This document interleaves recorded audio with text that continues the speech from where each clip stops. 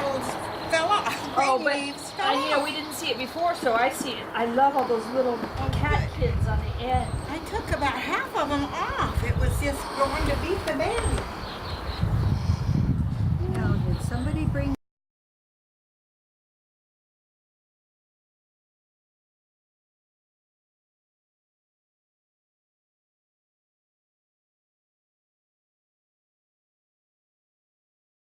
the moss they promised? Somebody did. Get 'em, yeah. Oh, I love that little maple. Isn't this awesome? This is Robert's. Oh, that's Robert. Yes. Huge. I got to take a look at But I like this thing. He's got, that could be, look at this little seed growing back there. I have to take a picture of that for him because that happened after he. Take off. Look at the little seedling growing on there. It's so cute. These boxes. There you are. Oh, that's pretty.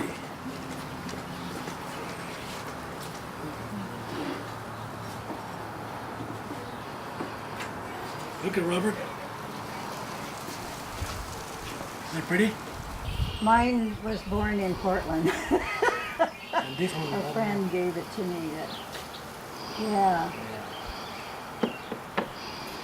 And this. Yeah. Somebody from the club, they just, when they gave them to us, remember? They said, here's for Oh. people to take. So Oh. I took 2 seedlings together. And, Oh. So how long have they been growing to get the trunk this big? actually, what you do, you grow them on a big pot first. Oh, okay. And Well. once you see that they're nice enough to show, you dig them out when they're dormant and Oh, okay. chop the so roots that's- and then put them in the show pot. Okay. They do pretty good. Yeah. That represents an apple tree.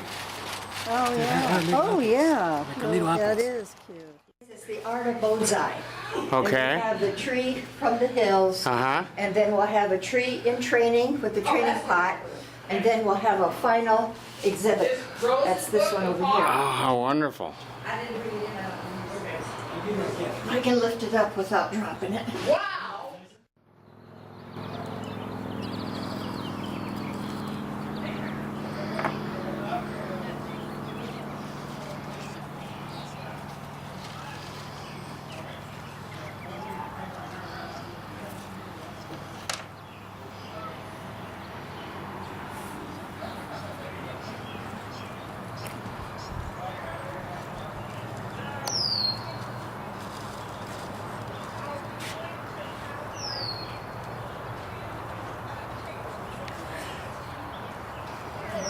I have that book on.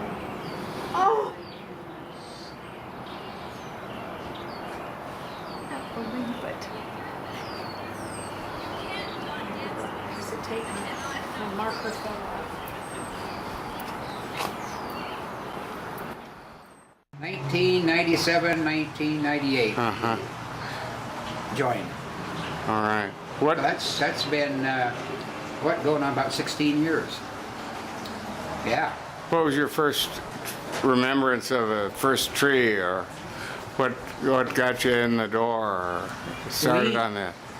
We come down here the night that they were having a meeting. I don't even know why we were here. And went in there, and they had a meeting back there, and then they had different things. We just talked about it. You know, there was one of the gals, I forget who it was, probably not even in the club anymore, mentioned that, oh, this is a bonsai, you know. Got to thinking afterward, well, maybe that's something we might like to get into, you know, sort of thing. And so I think it was probably, we found out more about it, and then I think then we come down and just joined. And then shortly after that, we, at that time, we moved into a new house years ago, and our housewarming gift was a bonsai tree. Millie's aunt got it from Northwest Bonsai, and we liked that and everything. But what the deal was, I come home from work one afternoon, and in the kitchen, looked out glass sliding doors, and there were 2 pygmy goats out there on the patio. And so anyway, there was that tree there. They had taken that tree out of the pot and it was eating the bark. And I said, hey, this ain't gonna work, you know. And that particular year, it happened to be, I remember it was hot out there. It was our last 100-degree day of that summer, to get late in the summer.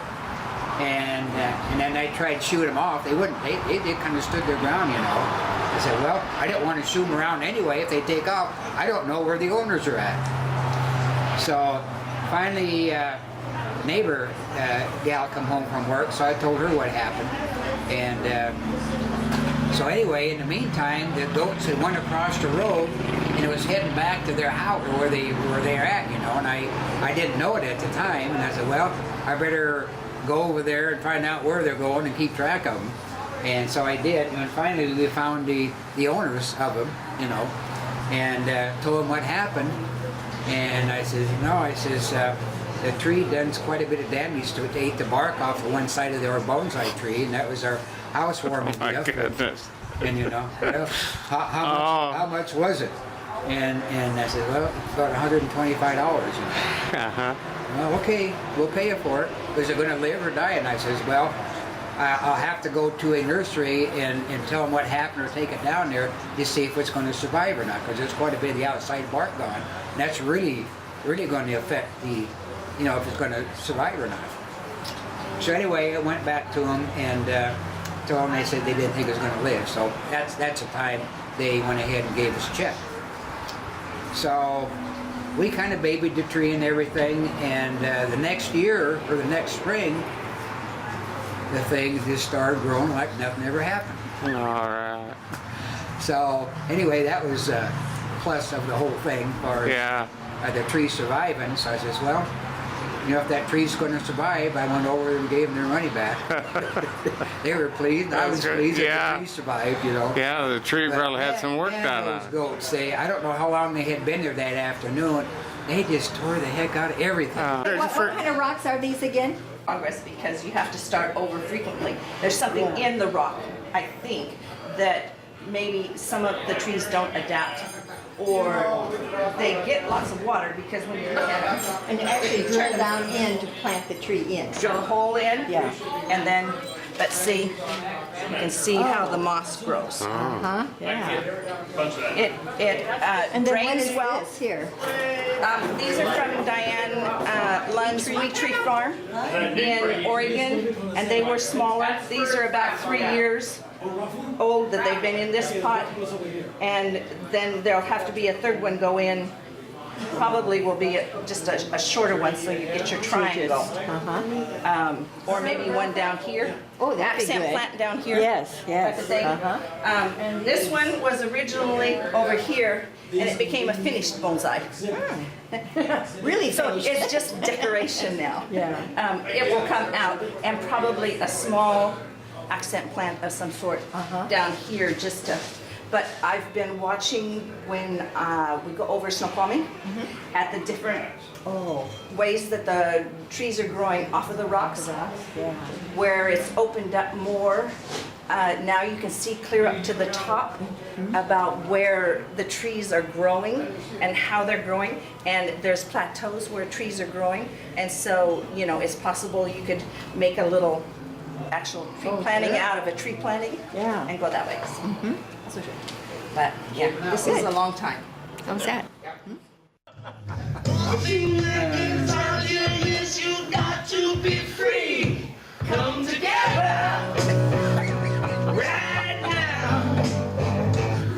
That's what bonsai does to you.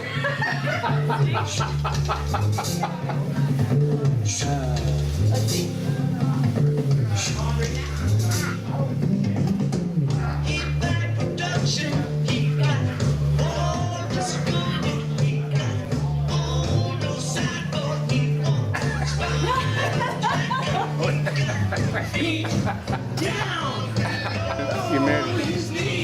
You made me welcome, and you've made other people welcome. Good. I hope I do. Yeah. So, I'm gonna trim this little tree here. yeah, it's good. You want to trim it, break that off. So, Ernie, tell me, can you a little bit about how you got into bonsai, or the history of the club? I can tell you from my 20 years on, we went, Linda Kay and I, and she's lives over on the coast now. She was president before I was. She and I came up and went to the, I don't know, it wasn't the garden show, but it was an exhibit where a couple of our old members were in there doing bonsai trees. Mildred was one of them, and she was the originator of the club way back when. She's passed on. And anyway, we stood there and we watched, and we thought, man, that's really cool. Let's go. And we found out where their meeting was. It was out in Sela, in the basement of that bank out there. So we went out to this meeting and everything, bought these little trees, and we went out there, you know. There wasn't a single person in there would help us. The trees are already, themselves are already established because they have their own natural nature of where they want to go. You can manipulate some of it, but the tree is already the tree. It's already in there, and you just have to look and talk to it and wait for it to tell you where and how it wants to go. You know. That's the part that interests me, not the manipulation so much. Yeah, well, I actually do very limited wiring because I wait for the tree to tell me what it wants and where a branch is headed and that, and I manipulate it by mostly just trimming type of a thing instead of wiring and forcing it.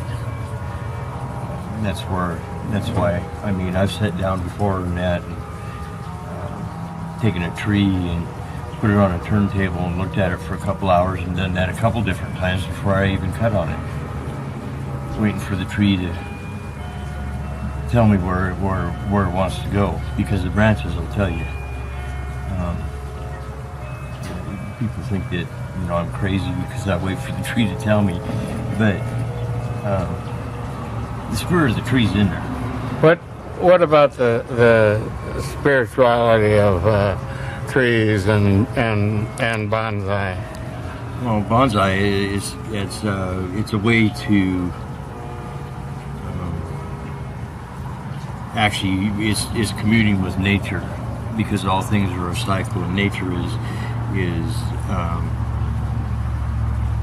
you know, that's a living being, and the way I look at it is it's intelligent, because how does it know when to put green leaves on and how much to put on for the winter coming up? Because you can watch the trees and forecast how a winter's going to be by how thick and how heavy of a canopy it puts on.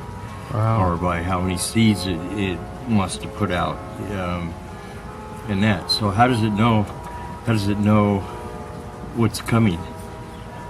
But they seem to know what's coming. So there's the spirit of the tree, and you're just taking, with bonsai, you're just taking large scale and being able to create your own little nature setting, and that, and it's, to me, it's a big circle, and you know, just the trees are a solemn and a peaceful type setting. And you know, if you listen for the tree, it soothes, it calms your own soul, because they have to slow down and kind of listen for what nature wants you to do. I've been doing it on and off for 20-25 years. Okay. So I've started over several times. I was back in 2000. I had 102 trees. Oh. And I got really sick, and I lost all of them. You know, and it's saddening to watch, but it's kind of like, okay, when the sickness got better and that, it's kind of like, okay, I'm starting over, so we'll start over on this, so everybody's starting fresh here. Okay. and it brings different things to the poem too. Uh-huh. And you'll notice in there, Nat, after you're here a while with the club, is you can just about pick out individuals' trees. Yeah. Because each person has a certain style. Yeah. And, you know, and you'll see it. Yeah. You'll see them develop. I mean, Yeah. I'll walk through and went, this is so-and-so's, that's so-and-so's, and that's so-and-so. Sure. Sure. And that is just because that's The- kind of the style and the direction they usually head with. their voice or their signature or the way they see the world.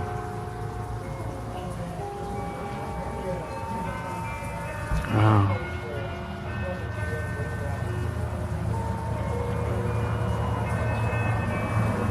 I like Ron. Connie has those trees. Yeah, they're gorgeous. I don't know how she got that make that moss grow It was around. It was partly on the rock, Uh-huh. and then the other part is she mixed up some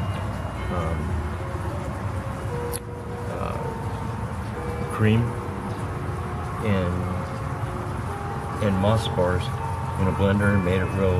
You make it real soupy, and you just paint it on. Really? And the spores will go into the holes. Wow. Okay.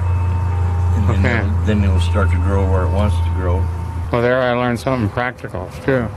Oh, it is a lot of this is some awful simple things.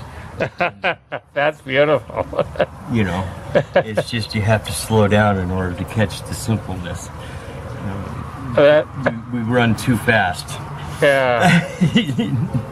That's beautiful.